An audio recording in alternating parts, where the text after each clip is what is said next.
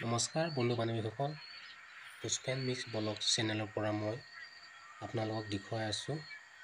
চাওক, আপোনালোকে মোক মানুহ এজনে কৈছিল তোমালোক ট্ৰাইবেল মানুহ, কিন্তু একো খেতি কৰিবই নাজানে তোমালোক। কিন্তু মই ভাবিছিলোঁ সঁচা নেকি, কথাটো সঁচা নেকি? কিন্তু নহয়, আছে, বহুতো আছে।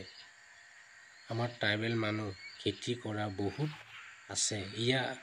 চাওক, আপোনালোকে মই দেখুৱাইছোঁ আপোনালোকক আমাৰ নিজৰ ট্ৰাইবেল মানুহ কেনেকৈ খেতি কৰি আছে, কেনেকৈ পথাৰ পানী দি আছে।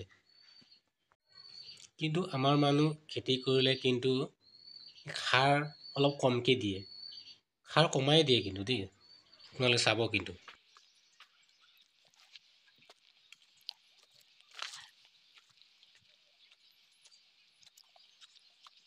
খেতি কৰা মালিক ওচৰত যাম। ফুলকবি লগোৱা কেইদিন হ'ল? লগোৱাৰ পৰা 20 দিন। 20 দিন পাছত কি কিবা সাৰ চাৰ মাৰিছে নেকি? নাই, এতিয়া অকণমান সাৰ মাৰি পানী দিছে। কি সাৰ কয় এইটো? DP সাৰ মাৰিছে মানে। কিমান মান হ'ব এইখিনি খেতি? কেইবিঘামান হ'ব ইয়াত?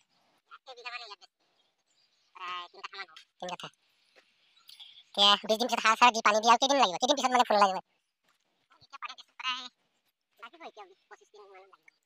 20-25 দিন ভিতৰত মানে ফুল কাটিব পাৰিব মানে না? ঠিক আছে।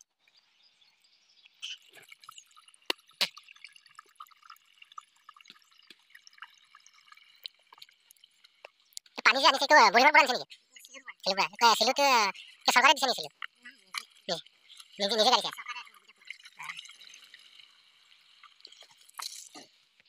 ইমান দূৰৰ পৰা পানী আনি